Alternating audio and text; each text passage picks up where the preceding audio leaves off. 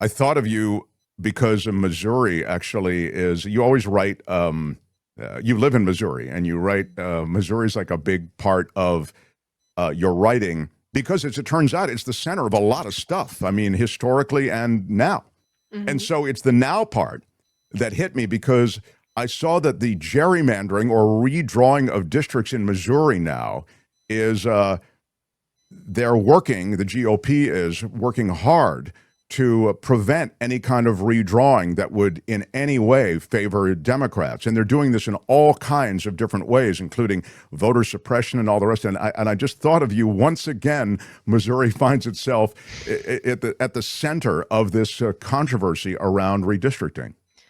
Yeah, I mean, we've been that way for a long while. As I wrote in my book, Hiding in Plain Sight, Missouri was the petri dish for the end of the American experiment. And even before Citizens United was passed, Missouri was where Republicans would test out dark money, propaganda, and also gerrymandering. And I think at this point, it's nationwide. What we do here used to shock people. They used to say, there's no way they could get away with that. Now nobody really doubts it. And, Missouri, since I've lived here for 2 decades, has moved more to the right, although I still think what binds us here is just widespread disillusionment that crosses party lines and isn't we don't feel represented regardless of where we stand politically with this particular state administration.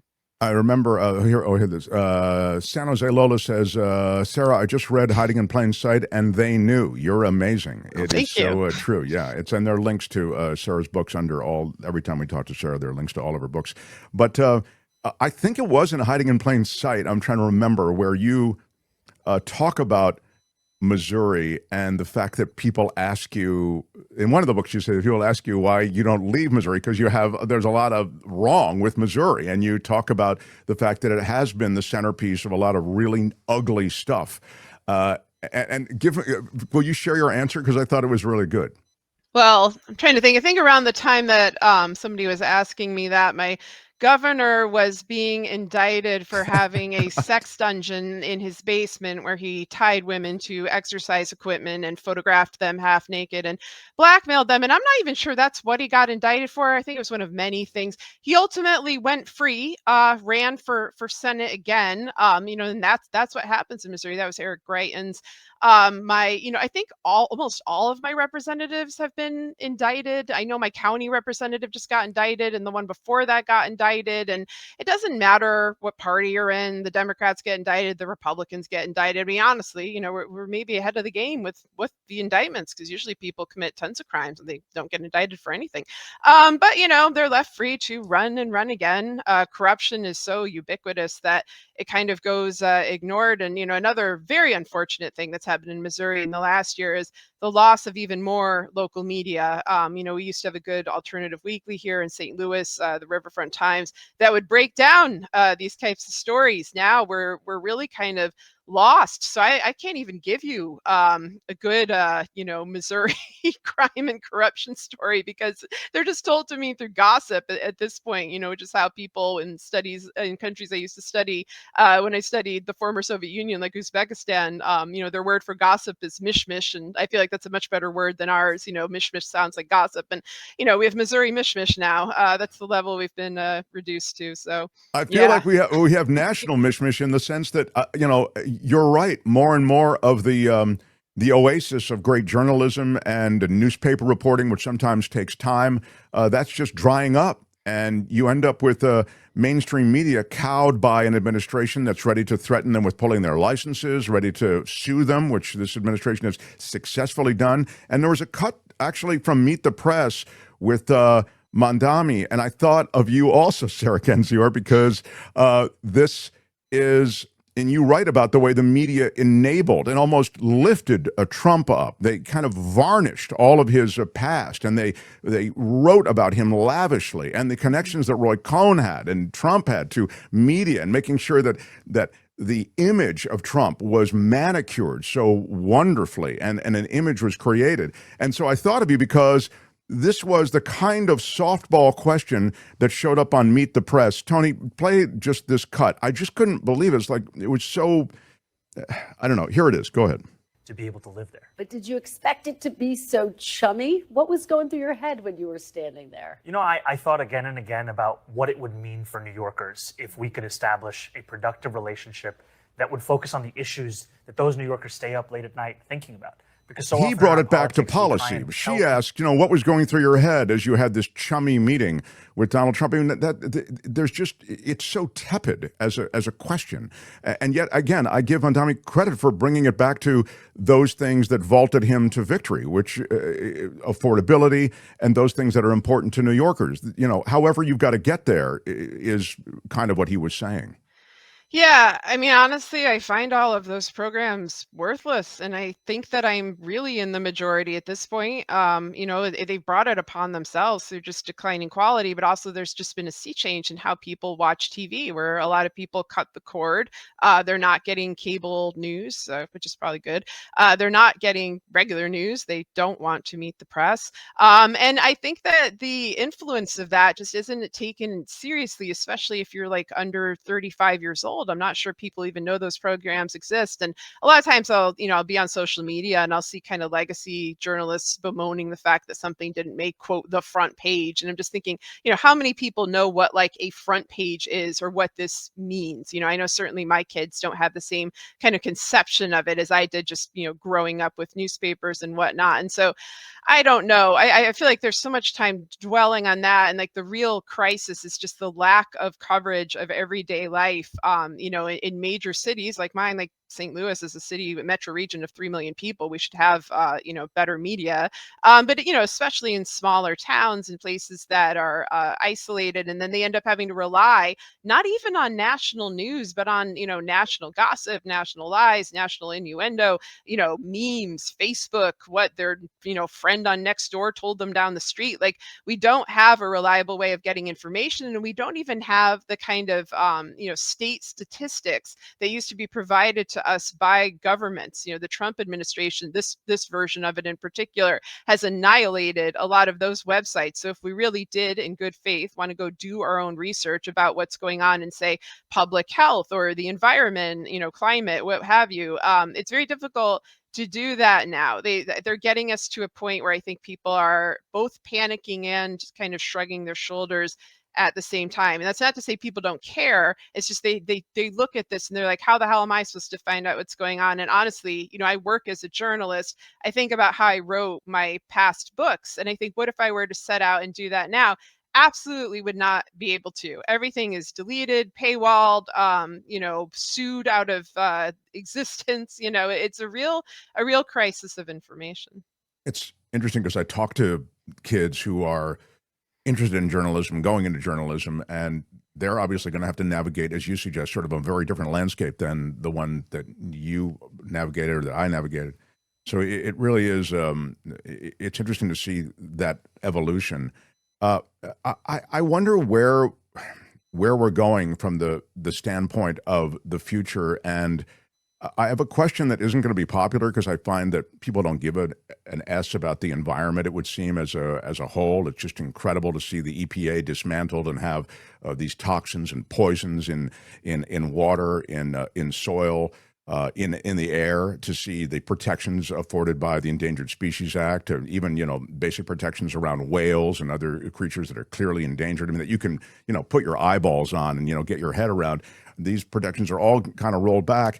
And they do get a little bit of oxygen in media, but generally speaking, there just isn't we do a segment called It's the Planet Stupid on this show every week. And it does some of the lowest numbers because people they don't lock into this. So I ask you as a mother with kids, and kids I think do see a future. And we just finished this huge environmental conference in which the U.S. completely abstained from any kind of participation. And so when we look at the future of the planet, I wonder if you, with a background in anthropology and sort of cultural evolution and societal evolution, if you can speak to why we as a society evolved in so many ways, just ignore this as an urgent issue. I mean, I think folks do care. I honestly think they care deeply, and I think this spans generations. And I definitely think it spans party lines. I do live in a very corrupt Republican-run state. It's also a state of conservationists. We have some of the greatest, conservation experts and state parks that are all free, and hunters and fishermen and hikers and canoers. Like it's a great place for the outdoors, and people really treasure that. I'm among many, who find a kind of reprieve in that. And I think that that's something that tends to be true nationwide, especially if you live in any kind of state where there's a lot of, rural wilderness to explore. The problem is corporations don't care, never have cared. Have always just come out and, used our land for mining or for, all sorts of other ventures. And now I think the biggest problem is AI, and what AI is threatening to do to the environment at an extremely rapid rate, including water consumption, where we already have a problem with that, because of climate increase. And this is something that people aren't out there demanding AI. What they're actually demanding is a cleaner environment. People love to go and visit all of our national parks. Like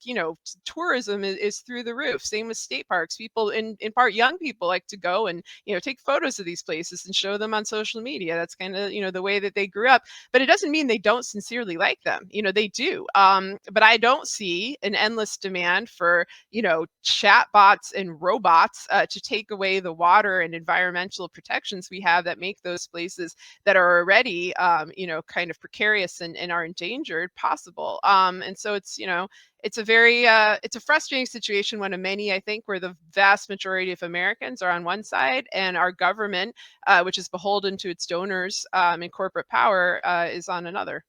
Yeah, that's interesting. So it's really the power of the corporatocracy, if you will, that sort of keeps it the way it is.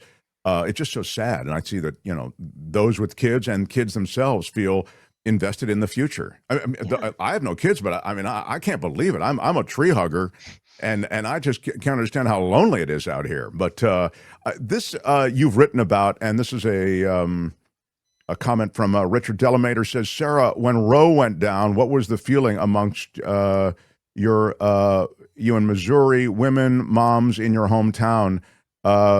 Do your children now understand? Love Road Trip. Yeah, you wrote about this. It's pretty poignant how you wrote about this in Road Trip, as I recall.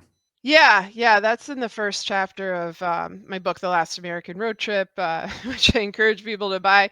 I go into it in great detail. I was taken back by how strongly I reacted to Roe, and it was much more of an issue of the government has taken away my bodily autonomy, and my daughter and I, I have a teenage daughter, teenage son. We now have fewer rights than my husband and my son. And to have it, you wake up one day and then, a group of, bureaucrats rules that way, and suddenly you don't have rights. It's just a gutting and surreal and invasive experience. And I remember the next day, crossing over the bridge to Illinois, like I'm just 20 minutes away, where I do have that right. I do have my bodily autonomy there, seeing if I felt any different. There's always been this borderland where I live, in Missouri, and particularly in St. Louis, on the Mississippi River. This is where Dred Scott had his case held. It's where he escaped. And so there's always been this, tenuous border between what is free and what is not. And when you're kind of a firsthand witness, like we were the first state that overturned it. We had a quote trigger law in place that meant that if the Supreme Court overturned Roe, we automatically lost our rights. So we were the first state to have that happen. And I just kind of, I describe in the book what I did, like, going out alone, kind of contemplating this. But in general, women in all of these states that are dismissed as quote red states, we tended to react the same way. And again, this spans party lines. Like there's a big libertarian streak out here. It was there in Kansas too, where it didn't have to do so much with reproductive rights in particular, or women's rights, as much as it had to do with bodily autonomy and the state having the right to tell you what you can and can't do with your own body, and having information about your personal health. Kansas struck it down immediately. And then in our last election, Missouri struck it down. So we do have that right again. But of course, our state legislature couldn't care less. They're busy trying to take that right away from us, even though we've shown as a state what we want. They do this all the time. They did this with labor laws. They did this with anti-corruption laws. Like, we keep voting for these ballot initiatives and they just shrug and say, who cares? And that, again, was a prelude for the national scene. That is how the Trump administration works. And that was how Missouri was working beforehand. We were always called the bellwether state. We were the state that could predict the general direction of the country. We tended to be ignored in recent years as a sort of backwater, but I think we should have been, seen as a harbinger, because we were, the state that was going to tell you, like, the whole country is about to become a backwater that does not have actual representation. I haven't felt represented in Congress since Cori Bush left. Like, Israel is represented by my, representative who got the largest amount of money ever for this district history, from AIPAC. They ran a campaign that was entirely about Israel and not about St. Louis. This is Wesley Bell versus Cori Bush. It was a surreal experience to live through that and just see all of our local issues played down and ignored. But that is yet another example of things that are starting to happen nationwide. Yeah, I mean, I think that playing up Gaza, it became this front and center issue. And don't get me wrong, I mean, it was, it's heartbreaking and awful. But there was a complete sort of exclusion of a lot of other stuff as we talked about Gaza, to the point that, in the general, in Michigan, the Arab community came out in support of GOP, or they voted for a third party. They didn't support Biden because those policies were so flawed. And it was just, that seemed like, but they became so obsessed with Gaza. I understand why, particularly in that community. But I guess what I'm saying is, your point is so well taken, that the centerpiece of conversation and of politics can be so moved by corporate media and by money that just drenches the system, that one loses track of the things that are really important. And you're worrying about Gaza while you still can't afford to put food on the table. I don't think that those are mutually exclusive, though. It's like, as Ta-Nehisi Coates says, like, if you don't draw the line at genocide, if you don't take a stand on genocide, you're not going to take a stand on democracy. And, I support the Arab voters, or any voters who refrained from voting in the last election. Both Biden and Trump are absolutely abhorrent when it comes to, Palestine, Palestinian rights, Gaza, their relationship with Netanyahu. I think that Netanyahu's hold on the United States, which, goes back decades, he's bragged about it publicly. There are videos of him confessing to it, needs to be examined in great detail. But, these, in that case, things go together. What happened here was a weirder thing, where there were, these sort of ultra Zionist groups pretending to be progressives. Like, I get these, pamphlets in the mail from a mysterious group called Progressives for Missouri. And I'm like, who the hell is that? And it turned out to be Republicans. It turned out to be hard right GOP Zionists pretending to be Democrats, pretending to be progressives, in order to get Cori Bush out, because she was talking about genocide in Gaza and she was criticizing Israel. But yeah, the broader point of, like, they don't care about us as Americans. Like, our politicians just have very little interest in our daily lives, our daily struggles. They're much more concerned with their donors, wherever they're from. They're concerned with making money off of their position, which many have made millions after they enter Congress. Like, Congress shouldn't be seen as a way to, increase your stock portfolio, or to, become a multimillionaire several times over. Like, it should be a mode of public service. But that's like I can hear people laughing in my head when I say that out loud, because it's been such a long time that anybody's really conceived of it in that light.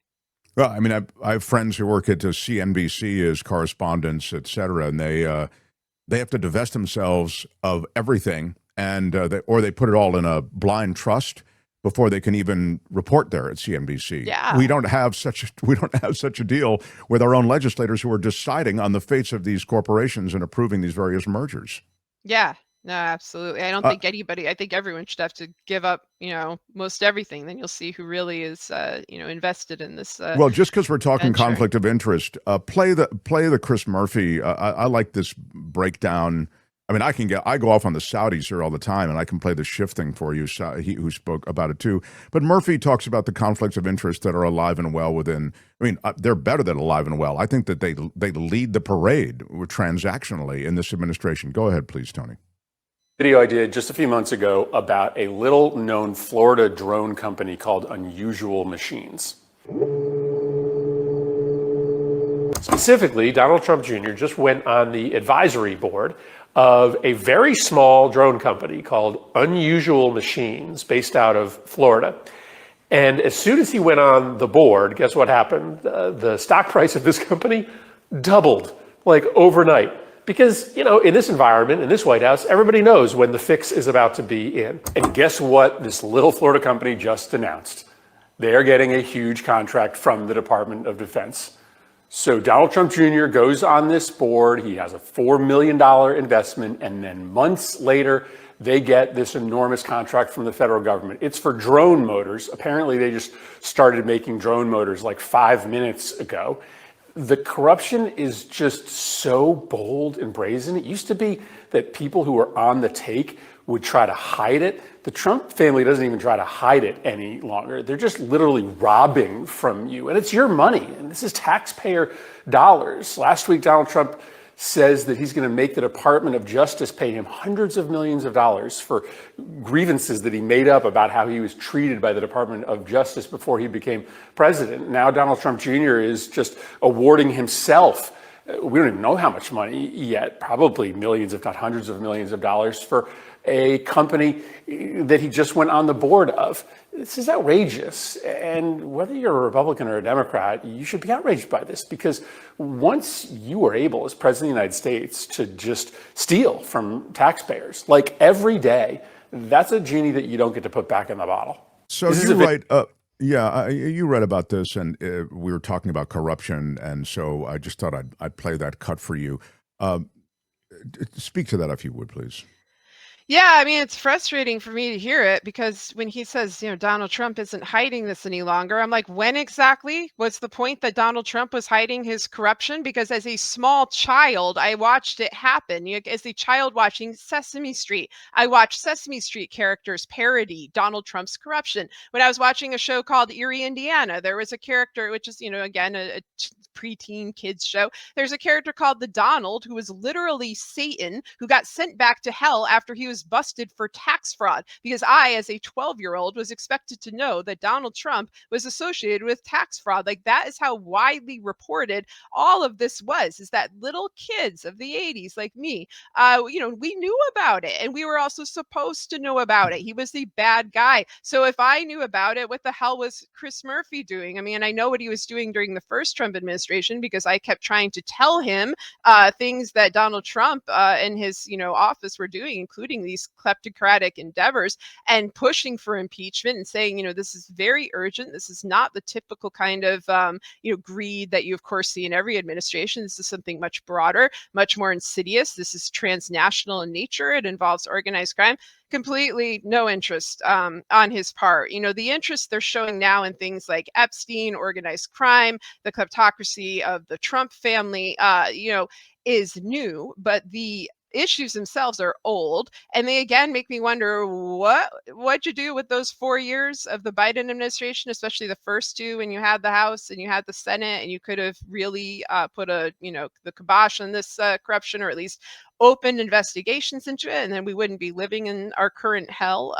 But that's one of the things that's been very frustrating to me, is why, when Donald Trump is so open and flagrant about all of the crimes he's committing. I mean, this is why my books are called Hiding in Plain Sight, and they knew, are officials so timid in prosecuting him? And I think we've seen some of that. It's like he threatens people, he threatens them with physical violence, he threatens their family members, but that makes it all the more important that you prevent a guy like that, a known threat, from reaching the level of the presidency in the first place. Because once you open that door, it's very, very hard to get him out. And it's not just him, it's this whole cohort and gang behind him. But that's the question I think is the most interesting, is like They completely knew who this guy was, the FBI, the CIA. So, I've written quite a lot about why I think this has happened, and none of it makes any of those institutions look good. But I wish our senators and our House representatives and so forth, Congress, would speak out in a more forthright manner about the complicity that had to be involved